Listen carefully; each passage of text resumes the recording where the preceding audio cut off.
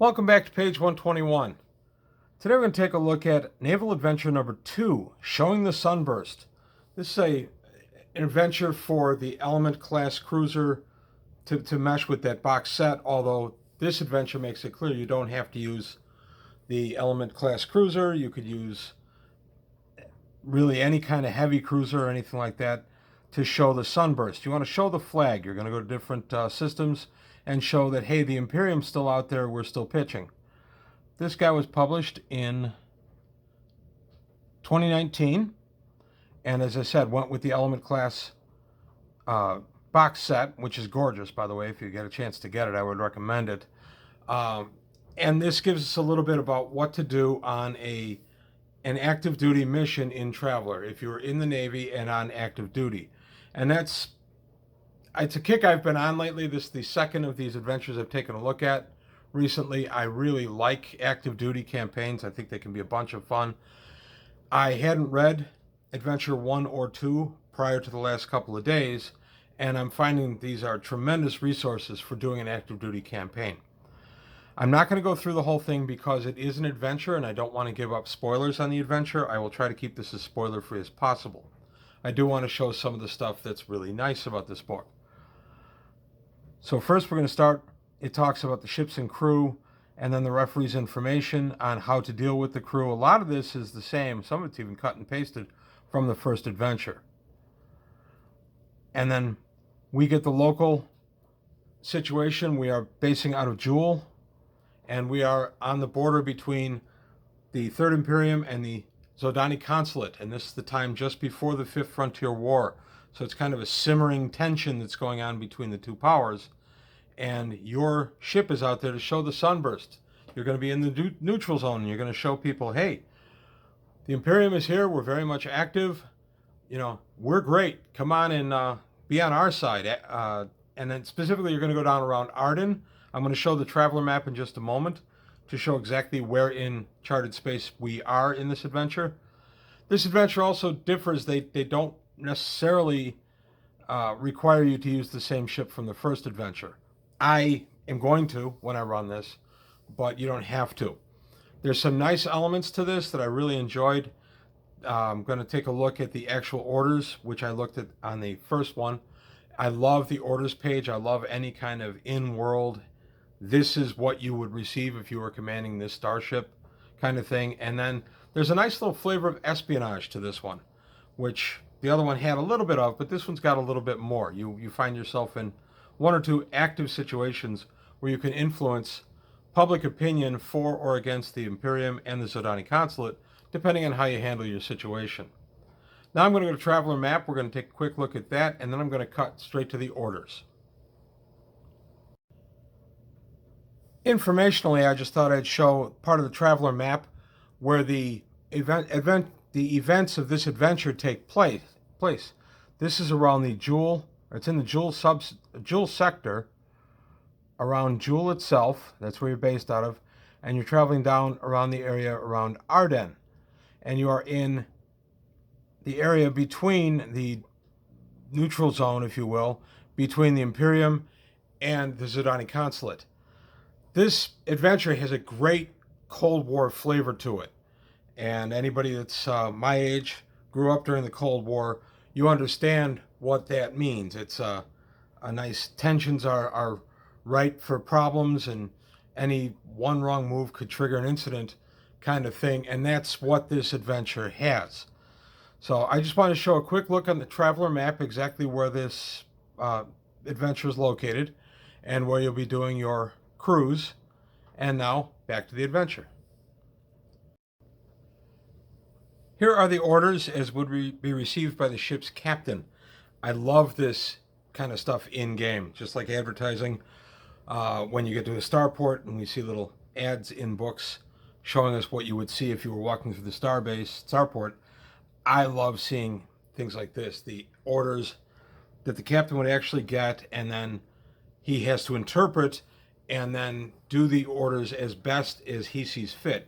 One nice thing about this adventure and the first one is they really lean into the captain's discretion. So if you have a player character playing the captain, which I highly recommend, The captain himself has lots of discretion as to where you go first, where you go second, what you actually do. Now, that being said, you don't want one player ramrodding everything over all the others.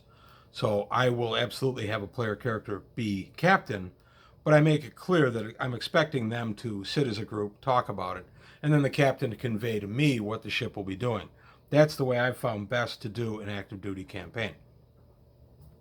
But it's really good to give the captain these orders. What I'll do when I run this is I'll actually give this to the captain to read off by himself for a moment. Let him digest it, and then we'll discuss it. I like how this is set up. I like the espionage aspects of this. Any flag showing mission, of course, has an element of espionage to it, because while you're out in the territories, you may as well see what you can learn about the enemy, in this case, the Zodani Consulate. The Ardennes, or Arden, the Federation of Arden, features prominently in this, and they're trying to become a power in their own right, trying to play the consulate off against the Third Imperium and come out the winners. And I like that. We got a little bit into the seamy underbelly of this particular group. I like that as well.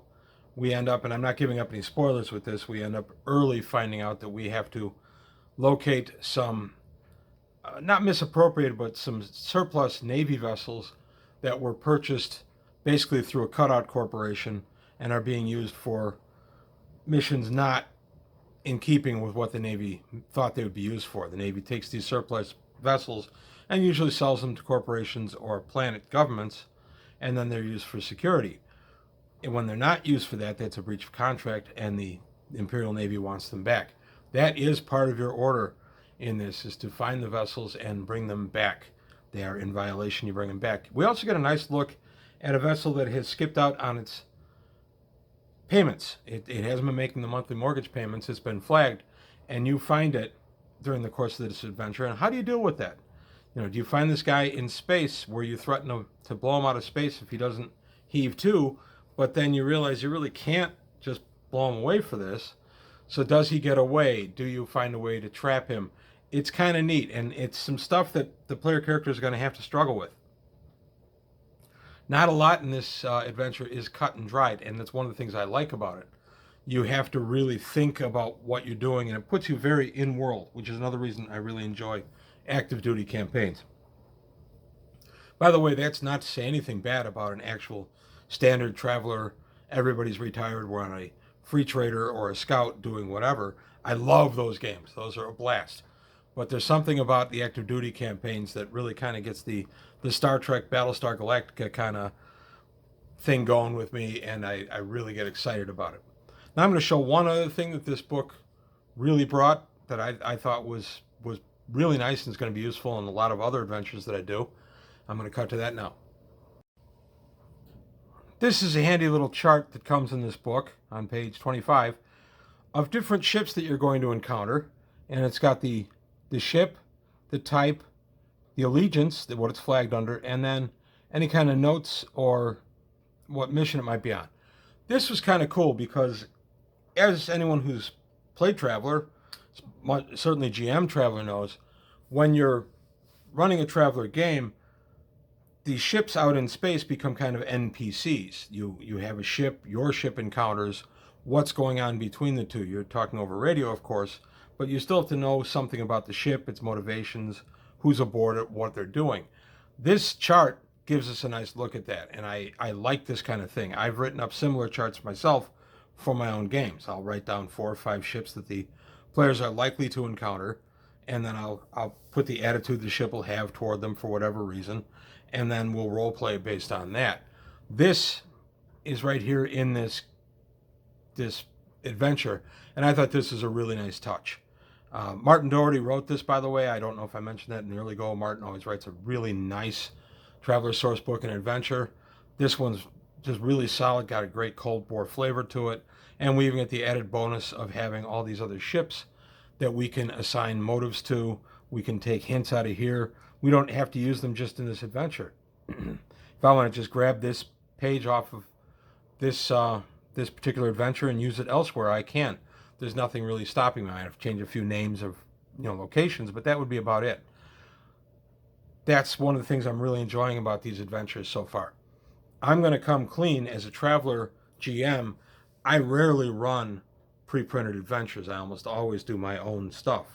That being said, I do read pre-printed adventures, but with the vast amount of output Mongoose has had in the last few years, I put the adventures to the bottom of the reading pile. I'm finally getting to some of them, and I'm finding I'm really enjoying them. So I'm pulling ideas left and right. I am going to run the active duty, at least adventures 1 and 2 so far for the Naval campaign. I am going to run these, not as written, of course, but I'm going to run them as part of my game.